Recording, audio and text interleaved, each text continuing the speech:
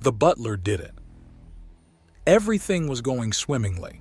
Agent Herbert Jameson as a replacement was an exceptional field agent and has shown himself skilled in managerial roles and interrogation. He could manipulate with ease and could easily ingratiate himself into social circles by reflex, which meant it was time to unseal a certain small capsule.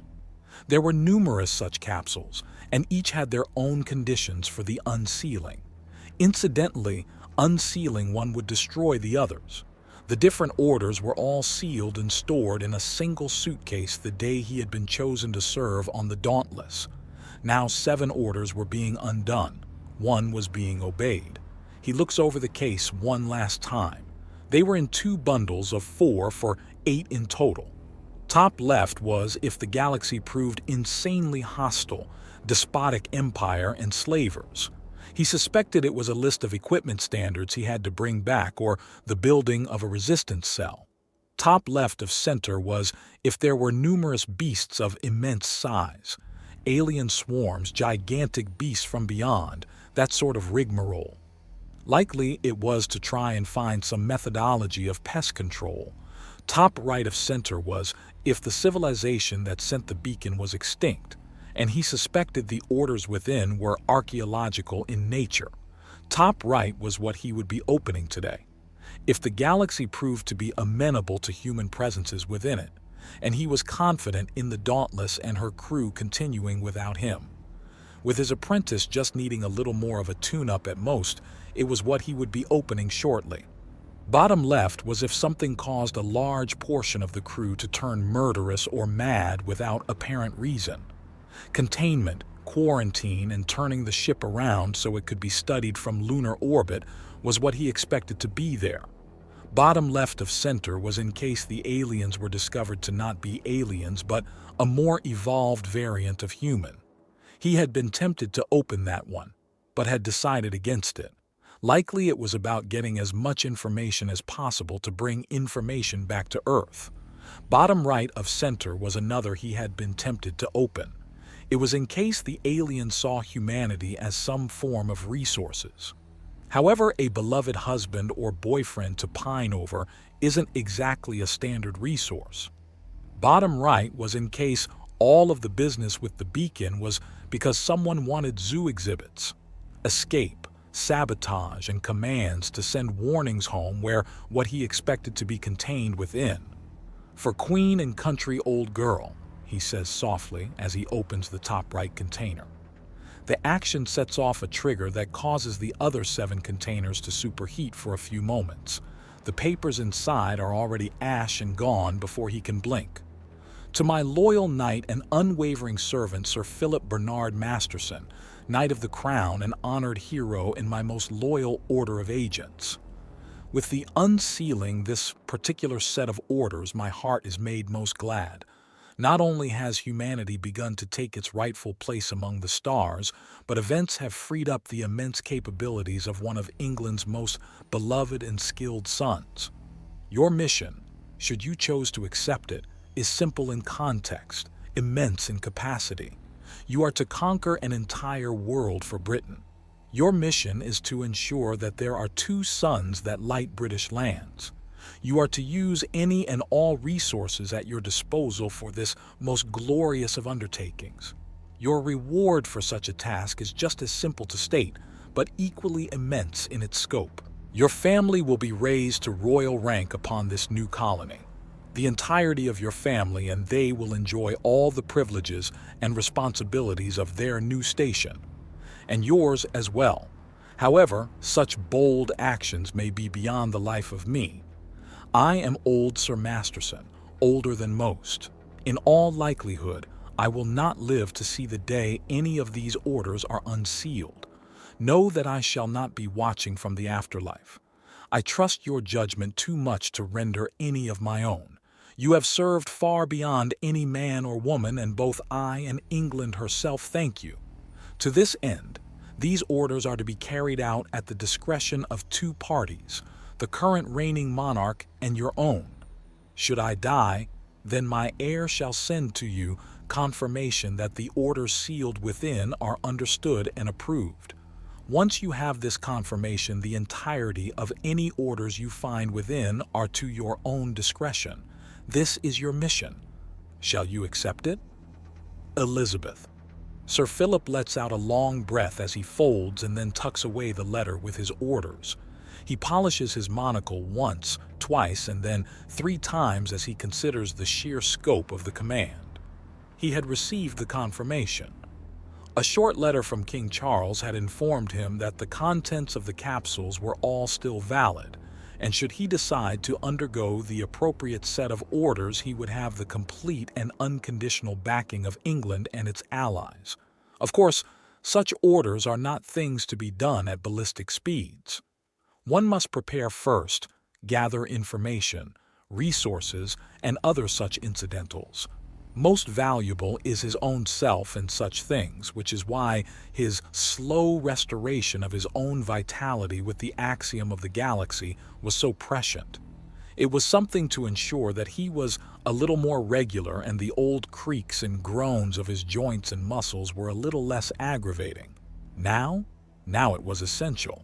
Step 1 is to properly squirrel away appropriate resources for himself and his efforts without making a mess of his contacts and friendships among the undaunted, both easier and harder to do than stated, as in scenarios like this with so many people involved. Even if it is a piddling 5,000, there will be someone who will misunderstand and take this as a deep and personal betrayal. Hopefully, with the organization only accepting the most exceptional, it will pare down on such irrational feelings of betrayal. However, contingencies are to be put in place in case someone decides that this is a personal attack. It's not a rational thing for someone to think, but he hadn't earned his scars by dealing with rational people. He won't risk a healing coma. There is only a single confirmation point within this sector of the galaxy declaring his intentions, and to be frank, that's too many, especially considering the betting pools his subordinates had started. Several of them will be quite fascinated to know that he is in fact going to create the next English colony, though he will not be naming it Newest England. Not only will it be just trite to call it that, but it will likely not be accurate for long. If you're expecting me to jump, then you're going to be rather disappointed, Admiral Cistern notes as he scans through the latest batch of paperwork. He had a standing desk set up in his office in addition to his normal one. The man often worked out ever so slightly while evaluating the latest comings and goings. A healthy body leads to a healthy mind, after all. Of course not, sir. I am merely here to tell you that I have opened one of the 8. Top right? Admiral Cistern asks, and Sir Philip nods. Will your orders place us at cross purposes? Quite the opposite. However, it appears that my scheduled retirement from your employ shall continue as planned, I'm afraid. Sir Philip notes. I understand. Your last command from Queen Elizabeth is not one to ignore. Admiral Cistern notes somewhat gravely. No, it is not. Sir Philip confirms. Will you be needing anything unusual or exotic in the way of supplies or logistical aid? Perhaps a quick peek of your practiced eye upon my final plans, but nothing more than that. My mission is rather grandiose in scale, and it would be a relief to know that every I is dotted and every T is crossed.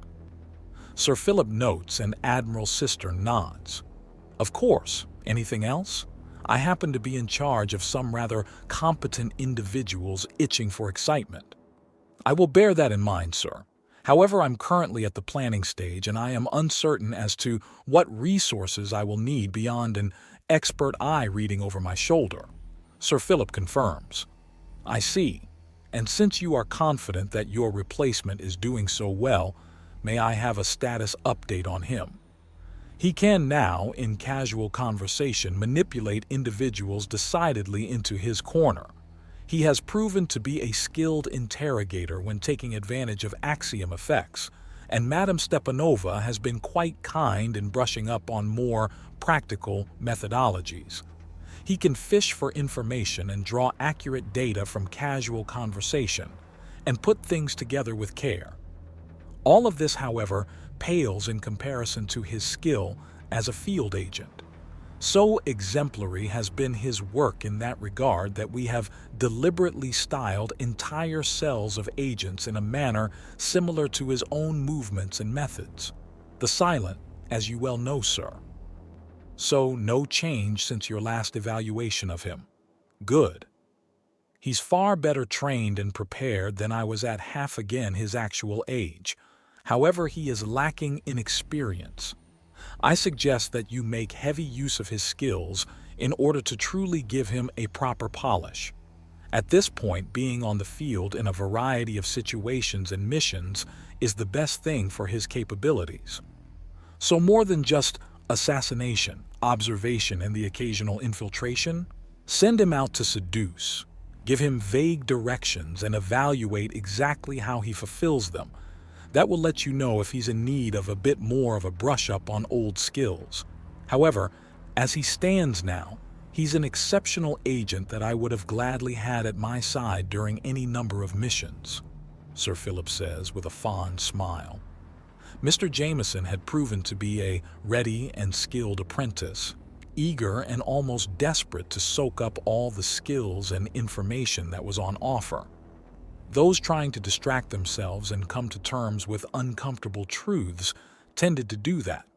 It was a sad fact of life, but there's a reason beyond a lack of ties beyond the agency that orphans and the abandoned are often picked up by intelligence organizations.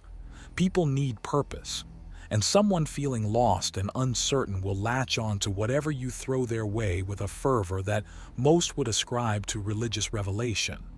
Say what you will about the morality of molding a person in such a situation, the results spoke for themselves. The results spoke for Sir Philip as well. But such was ancient history. Even if not so ancient by the standards of the galaxy, it was ancient by his own.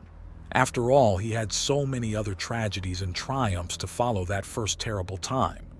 Still, that was then and now is now, so his mind is back upon the now.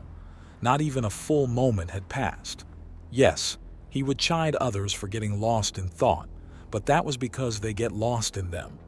Those that could keep their musings quick and concise were even better. After all, forming an entire plan of attack and escape in a moment was a valuable ability, as was the ability to resolve your personal issues in a heartbeat, or at least pack them away for proper airing out and release later.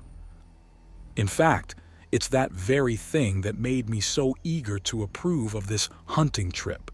He's been forced to adjust and adapt in many different scenarios already, showing a high degree of flexibility and competence. This may be Hunt Mistress Esma's idea of testing her grandson-in-law and spending time with family, but I'm also evaluating him a fair amount. It's why I've been convinced that he is ready. How he handles unusual and extremely deadly beasts is one thing. How he's handled frankly absurd situations and situations where things are going wrong in all the oddest ways is another. His actions at the police station above Maribor, his actions in the Scathak city of cosplay and comics show this even further. He is ready.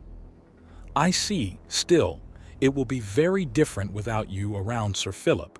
Thank you for the warning and appropriate time to mourn the loss of such prompt and excellent service, Admiral Cistern says, holding out his hand for Sir Philip to shake.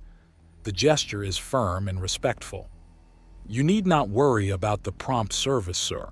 I have not been training only Mr. Jameson, Sir Philip says as he takes a small silver bell out of his pocket and the heady aroma of a fine black coffee fills the office.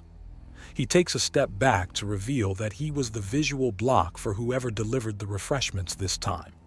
Tellingly, there are 2 cups and more than twice the normal number of biscuits. Admiral Cistern checks his watch. I've got time enough to chat with a good friend. I'm glad to hear it, sir.